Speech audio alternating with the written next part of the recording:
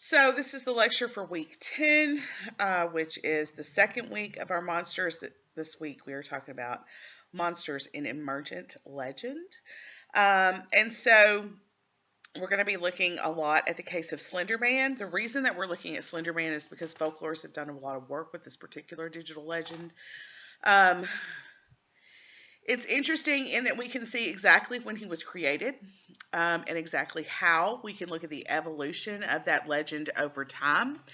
And we can see the ways in which different groups were able to kind of use the same techniques that we see in regular old oral legend telling in this kind of digital space, and how they accept and deny certain legend makers, certain storytellers, and keep aspects of the legend and then disregard other aspects of the legend. And that's one of the things that makes Slender Man such an interesting study in the digital age. And one of the things, quite frankly, that makes digital folklore interesting, because there's this digital footprint that you can follow back many times. What is less clear is the ways in which these stories move offline, and the way that people talk about them with each other, rather than just the ways that they talk about the legend online. So we're going to jump right into that.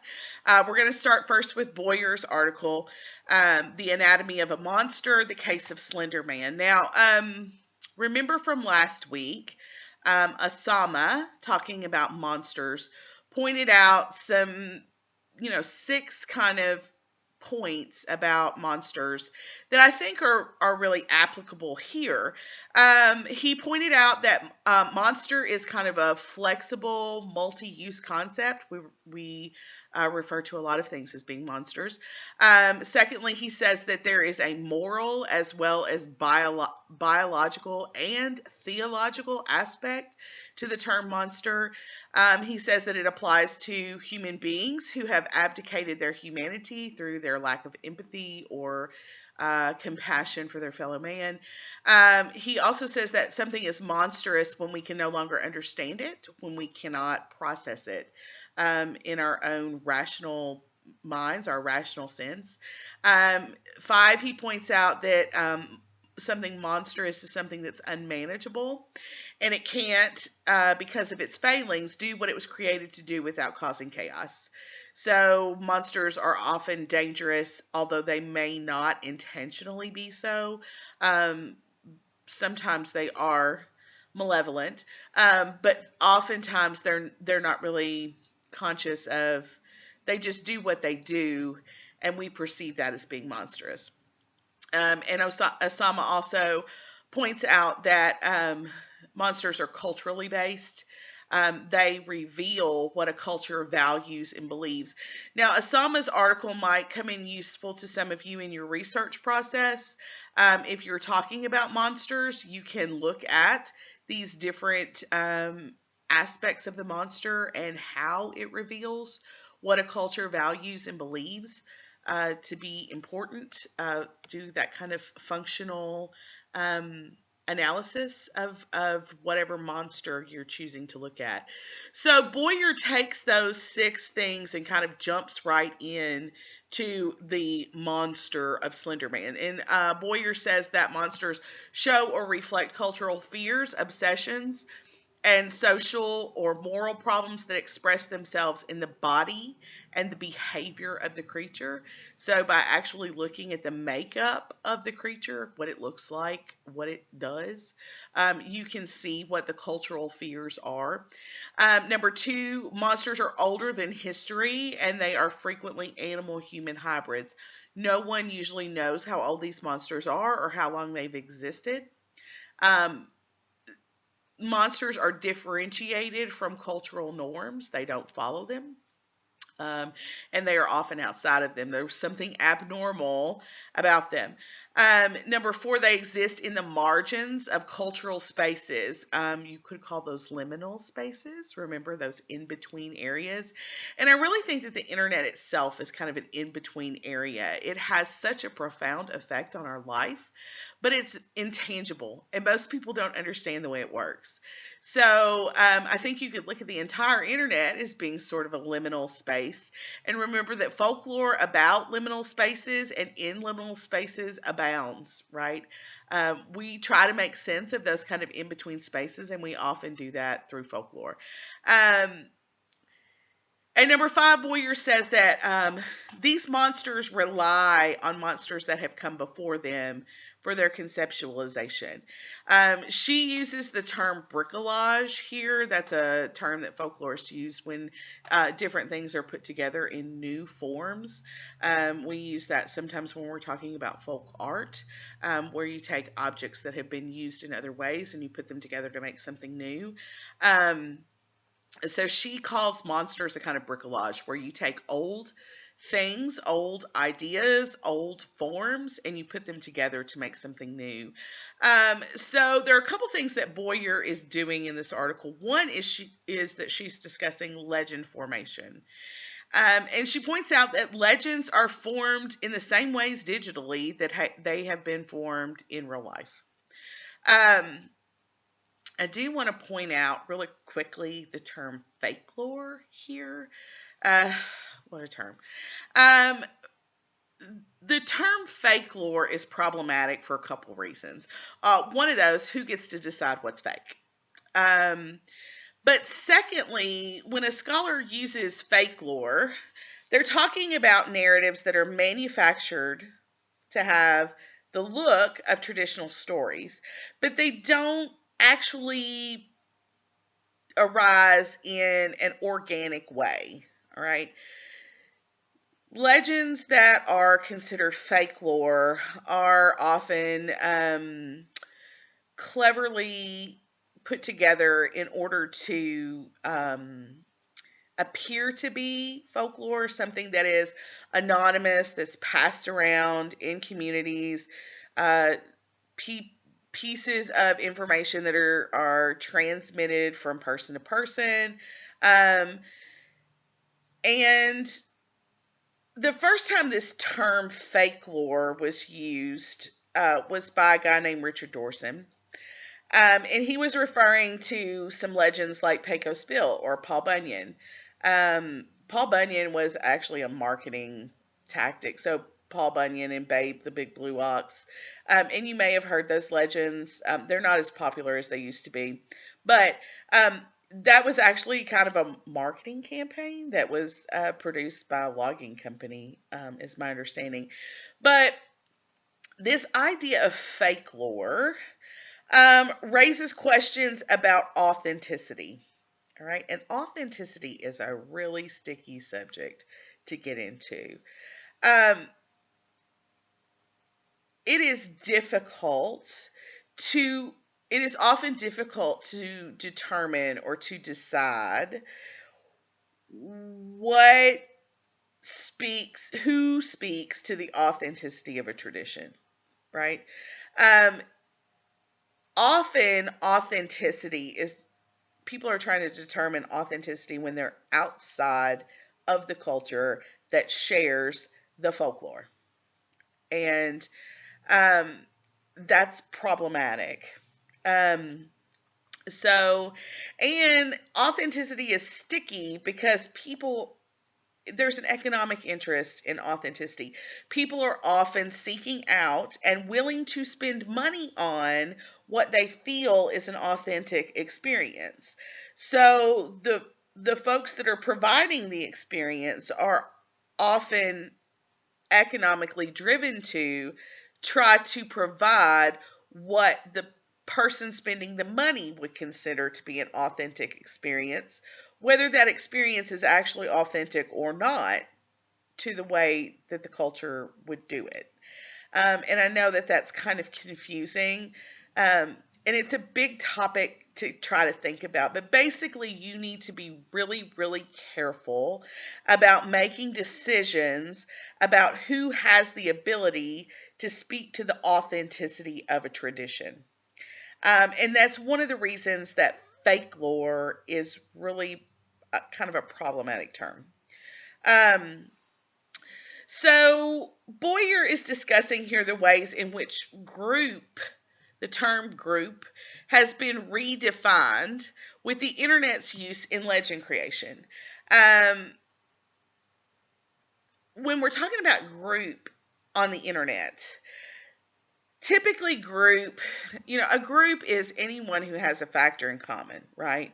That shares folklore. So we belong to lots of different groups. As individuals, we belong to lots of different groups, lots of different subcultures, lots of different communities. For example, all of us are part of a community of students at Western Kentucky University, and students at Western Kentucky University have our own um, traditions, our own pieces of folklore that we share with each other. The red towel, all right? What is Big Red? The fact that we're hilltoppers. Most of the people that don't attend Western Kentucky University do not understand why our sports teams are called the Hilltoppers. All right. If you have gone to this university and you understand climbing that hill to go to class every day, then you do get it. But if you are outside of this community, you don't really understand it. So typically groups have something in common, right? But on the internet, a group doesn't have to be related by a common cultural, religious, social background. They don't have to be in the same place. They don't have to have the same beliefs. They just come together in a place on the internet, right? Um, they can just be part of the same board. They can just be a group of people who read creepypasta, right? So either way, Boyer says that you know the internet's use here, it sheds light on the audience's need to interact meaningfully. All right. Um, you can be on the same board with someone and not interact with them, right? A group is formed when you have meaningful interaction with others. Um, so she quotes Ellis here in discussing that legends are part of a communal event. She does that on 244. And so it is the performance of telling rather than the text that is the thing we should study, right? It's not just the story that's important. It's the way the story is told, when the story is told, where the story is told. If you tell the urban legend about the hook man who gets people on Lover's Lane to a group of teenagers at camp around a campfire, then the intention there may very well be to dissuade those same teenagers from making out with each other outside of counselor knowledge, right? Um, so it's not just the story, it's where the story is told, who it's told by, and who it's told to. All of those are part of kind of determining what the significance of the story is.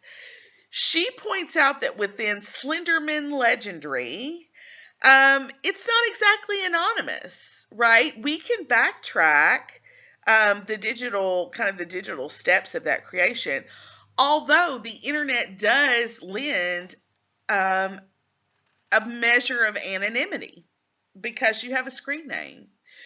Because people aren't seeing your face, they're just seeing what you put on the screen as part of the story. So the legend still conforms to what we know about legend formation in general. Um, because his original creator did not give Slenderman a backstory, people had to give Slenderman a backstory. And they included all kinds of folklore that they knew from various cultures. There's some Germanic dance macabre images in there. There are lots of different traditions that seem to kind of come into the Slenderman legend. There's some H.P. Lovecraft stuff in there. There's a lot of stuff that people use to kind of create this backstory for Slenderman.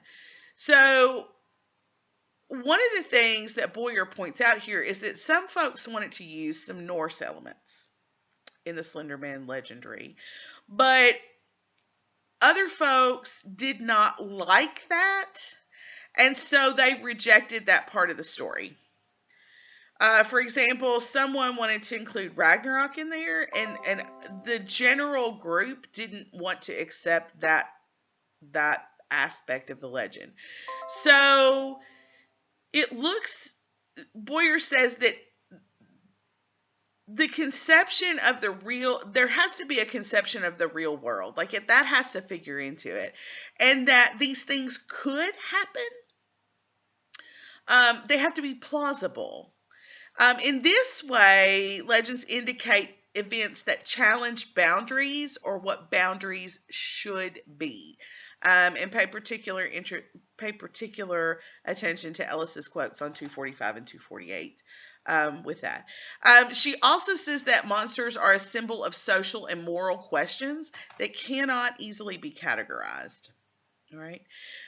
So she relates Slenderman legendary to a cultural generation who has experienced the trauma of war, the faceless threat of a terrorist enemy, the loss of control over an environment in which everything is watched. There are cameras everywhere. Traffic cameras, ring cameras, building cameras, cameras on our cell phones, cameras on our computers, cameras in our homes. There are cameras everywhere. So everything is watched, and we can't really control that. So she says these lead to the fear of a protagonist who cannot really verbalize or explain their own fears. She focuses on the idea that these storytellers in Slenderman legendary always use the friend of a friend frame, right? It's not something that happened to them personally. It's something that happened to someone that someone they know knows, right? That's what we call friend of a friend frame or a FOF. This happens because the protagonist is unable to actually tell their story because of their direct contact with Slenderman. She also says that there's been some discussion of a connection of Slenderman to the Wendigo and Lovecraft, and that people seem to be willing to take on aspects of the Wendigo, but not necessarily the Lovecraftian aspects, which are fictional. I'm not sure about that. I mean, I have seen drawings of Slenderman with multiple arms, which tends to be related to Cthulhu, which is very Lovecraftian. And so this kind of, I don't know how much Lovecraft is in there, but it seems like there were certain aspects of that were accepted by the group. But she's arguing that the Lovecraftian elements are fictional, right? They're not accepted to be truthful, and so therefore it's not plausible, and that's why it's not kept within the legendary. This link that they're making to the Wendigo also leaves us with a monster that was once human, but it becomes a monster, which indicates a fear of something that where the distinction between monster and human is hard to verbalize, right?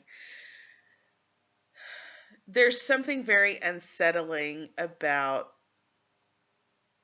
a monster wearing a human face or humans who are monstrous. One of the comments that we often make about serial killers is they look normal, right? They don't look crazy. They don't look scary. There were lots of accounts that looked at Ted Bundy and talked about how attractive he was. Or, the idea that there's something monstrous hiding underneath that kind of human face is extremely scary to us. That we don't know, that it's not immediately apparent to us what we're dealing with. So If we move on to Peck, who kind of continues this discussion of Slender Man, tall, dark, and loathsome, the emergence of a legend cycle in the digital age. Um, he's writing again about Slender Man, but he points out some things about digital media and the effect of that on legend creation and circulation. And so, again, this article might be useful to folks who are considering digital legends or digital legend creation in their research papers. So, Peck's thesis here is that digital media affects legend performance in 4 different ways. One of those ways is that it occurs asynchronously. All right. There's time for many people to comment on the elements of the legend, but differing timelines for incorporating this feedback. It also makes feedback more overt. People just come out and say what they want. In oral storytelling, they will keep elements that strike them as being important. All right. And so they retell the pieces they feel are important and leave out the pieces that they don't. But here it's all written down, so nothing's really left out. So feedback becomes much more overt. People just say they're going to keep this part of the legend, but that part of the legend isn't true, right? Um, Number 2, he says that digital media affects legend performance by encouraging imitation and personalization while allowing for perfect replication. You could copy and paste or share something, but members prefer that the material fit into the group aesthetic. All right. It has to be something that the group agrees to accept, but it's also personalized to add something new. All right. This is kind of unexpected, actually, because you might think that you could just circulate the original stuff, but people are always driven to do variants of it. They're always driven to personalize that in some way. All right. The third point that he makes is that digital media combines oral, written, and visual communication.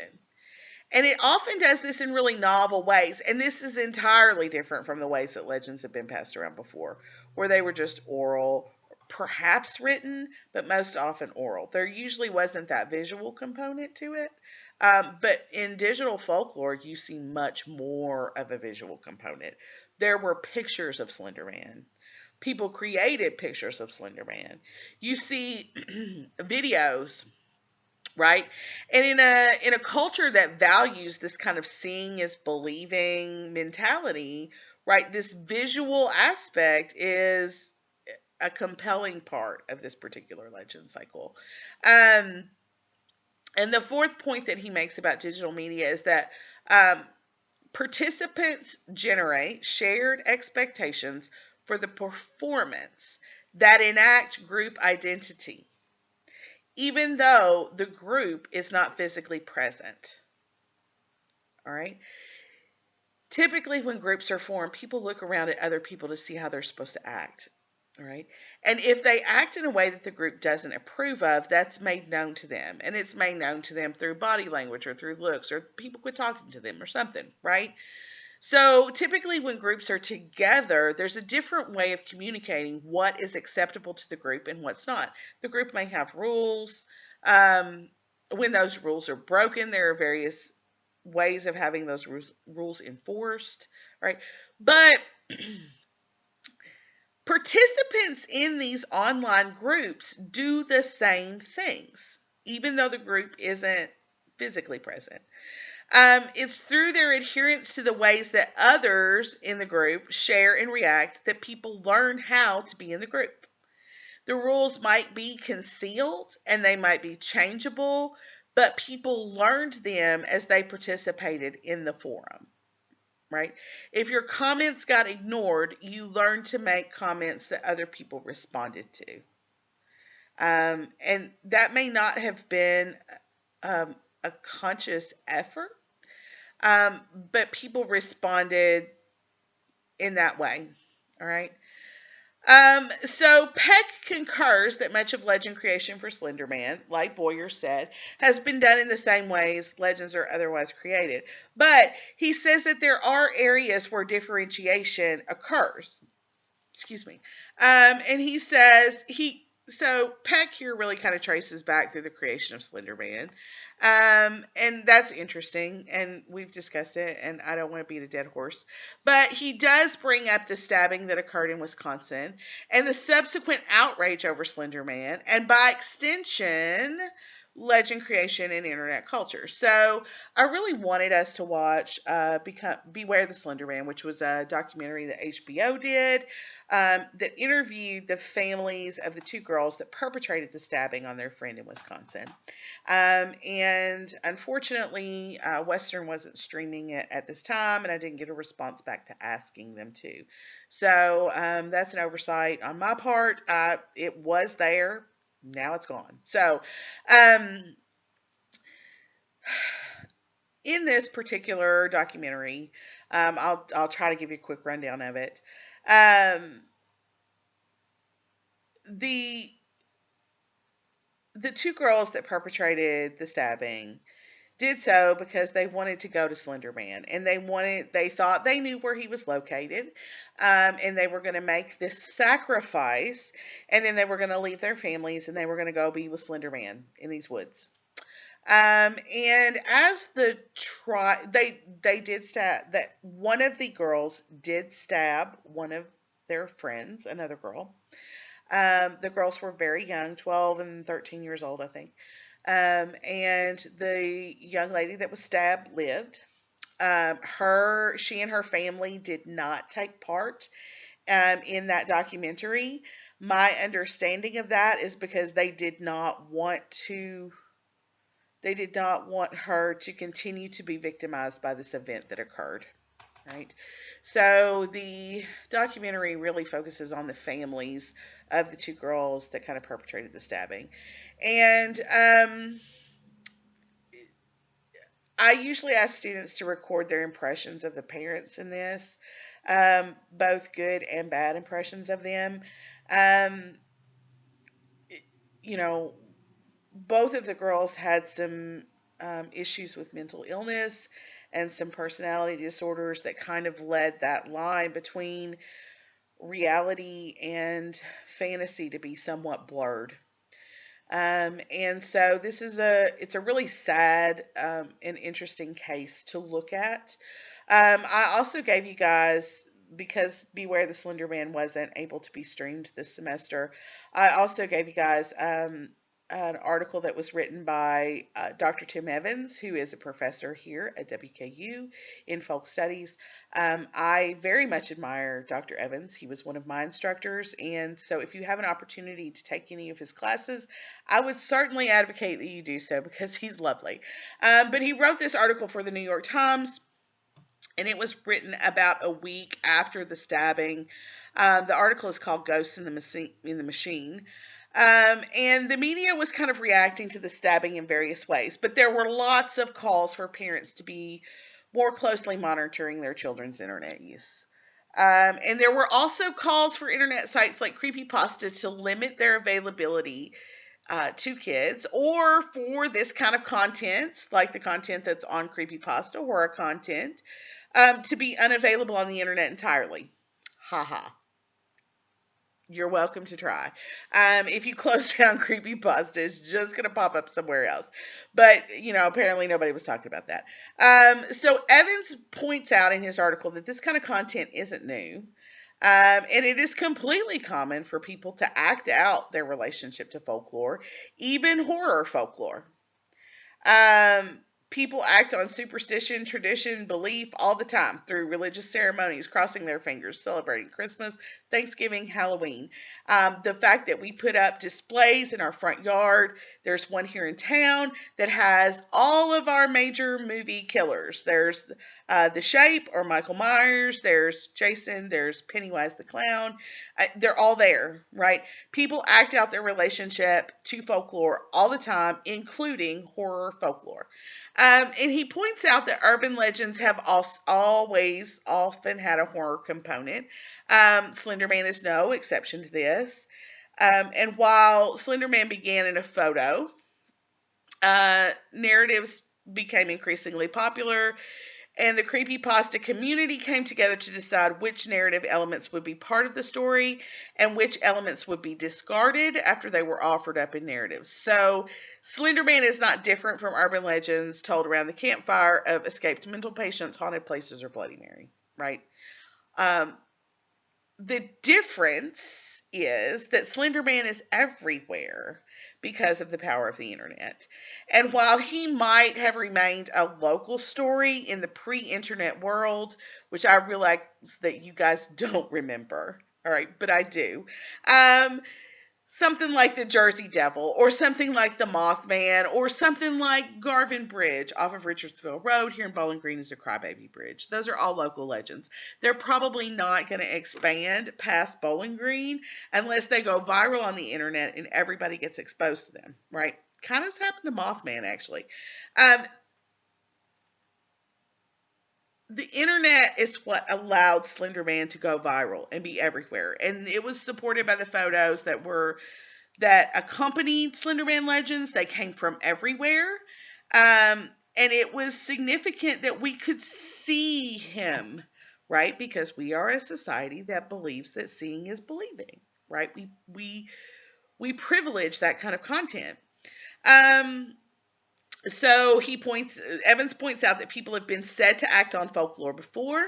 Nancy Bowman and her Ouija board, the idea that killings were inspired by Dungeons and Dragons or by heavy metal in the 1980s. This was popularly believed in the 1980s that Dungeons and Dragons was a kind of demonic gateway, and your children would be sucked in, and that heavy metal music influenced people to kill other people or worship the devil. So he points out that these things are often only rumors, which is another kind of folklore, and sometimes they're real, but they're really isolated incidents, and they become part of the legend itself. And I think the same can be said of the Slenderman stabbing here. This is a very, and don't get me wrong, I'm not trying to understate how terribly unfortunate this incident was.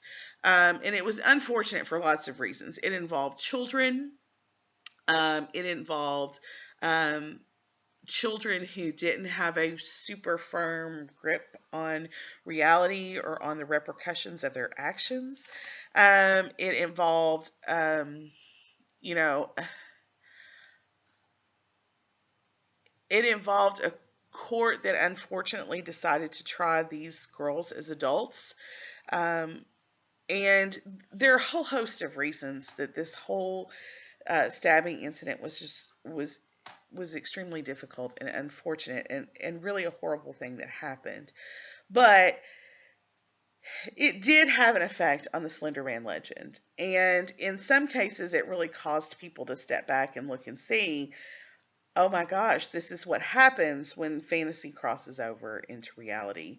And I think at that point, you sort of saw a stepping away um, of folks from Slenderman legendary. At the same time, for some folks, it just made it more attractive because something sensational had happened. And that became part of the legend. And I think after that point, you started to see folks kind of talking about Slender Man as a sort of tulpa. And a tulpa is a folkloric monster that basically is what happens when thought becomes form. And so there was this idea that people imagined Slender Man into being, um, which is also its own kind of supernatural bit, right? But it's just something that adds to that Slender Man legend. And the legend continues. And although I think a lot of times when I talk to students, they're not as into Slender Man as they used to be. And I think that maybe the popularity is declining. I'm not sure. I have a 9-year-old who still on occasion talks about Slender Man. So he's there, he's out there, and he's going to be out there. Um, I'm not sure. I'm just watching to see. At this point, to me, it's still relatively new. And I'm waiting to see what happens, 5 more years down the road, 10 more years down the road, with Slenderman Legend. So, um, that wraps up our discussion of monsters and Slenderman. I'm sure that I'm going to read much more about digital folklore in your papers as you write those and you turn those into me. And I'm really excited about that. So, thank you guys so much. And I will get back to you in week 11 when we start talking about witches. So, thanks and have a good night. Have a good week. See you soon.